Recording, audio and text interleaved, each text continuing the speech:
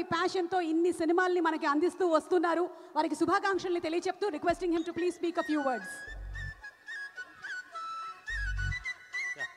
అందరికి నమస్కారం అండి. సో మిరాయి, సో కార్తీక్ ఎగ్జాక్ట్గా ఒక 2 years back we got this movie to us అండి. సో ఈ మూవీలో you will see a visual wonder. దీనిలో లొకేషన్స్ కానీ, దీని ఆర్ట్ వర్క్ కానీ, దీనిలో ఉన్న విఎఫ్ఎక్స్తో ఒక తెలుగు సినిమా డెఫినెట్గా ఒక పాన్ ఇండియా మూవీ అవుతుంది.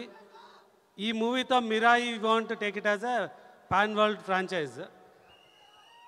సో ఈ సినిమాలో తేజ, హనుమాన్ తర్వాత డెడికేటెడ్గా కంటిన్యూస్గా ఈ సినిమాలో వర్క్ చేస్తున్నారండి. అండ్ మనోజ్ ఒక స్పెషల్ క్యారెక్టర్లో, హరిగౌర ఎక్స్ట్రాడినరీ మ్యూజిక్.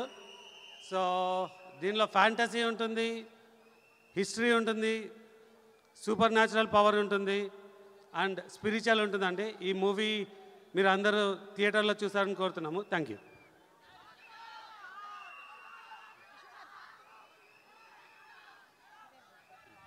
విశ్వ గారు, ఒక క్వశ్చన్ అండి. What was that moment that you decided that movies చేయాలి, మూవీస్ ప్రొడ్యూస్ చేయాలి అని అనుకున్నటువంటి ఆ మూమెంట్ ఏంటి? What was that moment? So నేను యాక్చువల్గా అమెరికాలో పాడుతా తీయగా ప్రొడ్యూస్ చేసే ఆపర్చునిటీ వచ్చిందండి. అంటే ప్రొడ్యూస్ కాదు, ఈటీవీతో పాటు. అప్పుడు I got some contacts with film industry. So చిన్నప్పటి నుంచి సినిమాలు చూడడం అలవాటు.